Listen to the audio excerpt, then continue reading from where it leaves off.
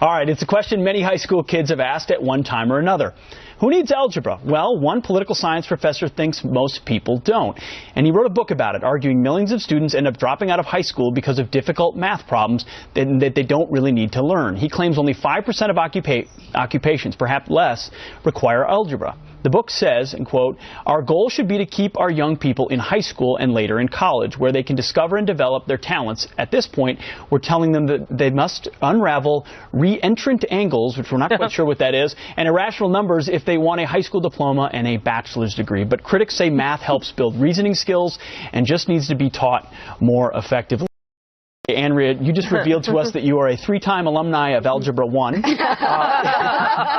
Yes, I have lots of algebra tutors, yeah. Is this the war on math, or should we, is this okay? I wholeheartedly agree with this professor. I struggled.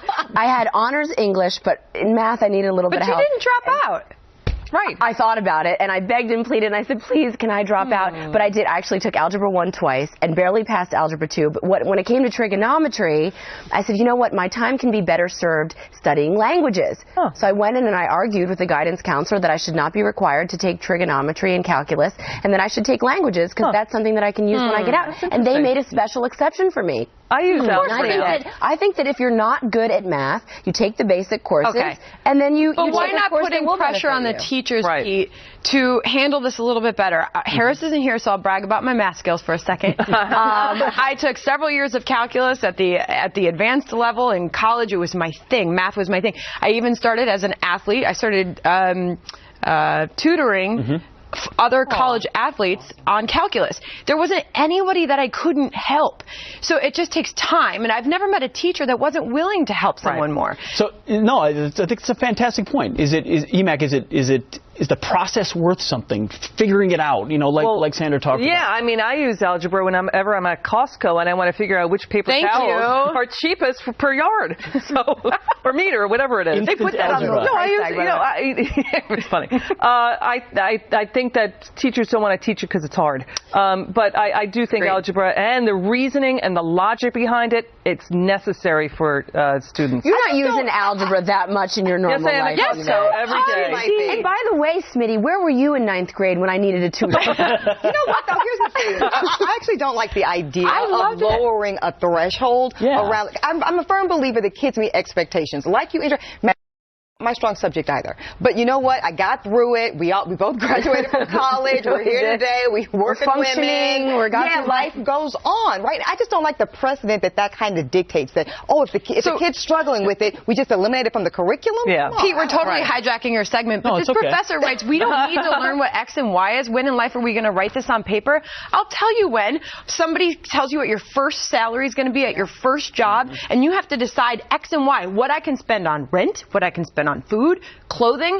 I'm sorry, how much I can put away in savings? You're using this is life skills. Absolutely you are. And as a parent, I don't know, we've made a decision. We send our kids to a little, it's called Liberty Classical Academy, a little Christian academy with really high standards, because you look at the public schools with what's happening with Common Core, how they're teaching math. We're not even preparing our kids to do algebra because of the mumbo jumbo. You look at these math problems from Common Core, it's insane. So we're setting them up to fail, and then we're lowering the standards, and we're trapping kids in failing schools without the ability to do Mr. Ivy League, how are your math skills? I did like math back in the day. I was kind of like back in the day. Were you a mathlete? I wish I was a mathlete. I forgot about that. No, I was Were you a mathlete? No, I was an athlete, but I did do math, and I encouraged. I think we're probably in this. No, I loved calculus. No, I didn't love it, but I loved trying to figure it out.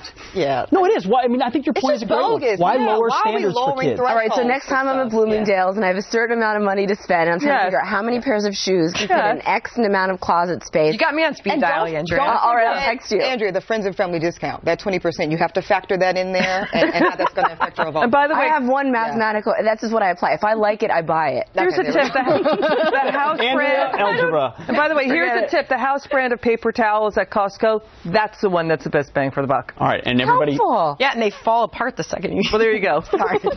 And if you need help with algebra and calculus, call Sandra Smith. We've learned that in this segment. All right,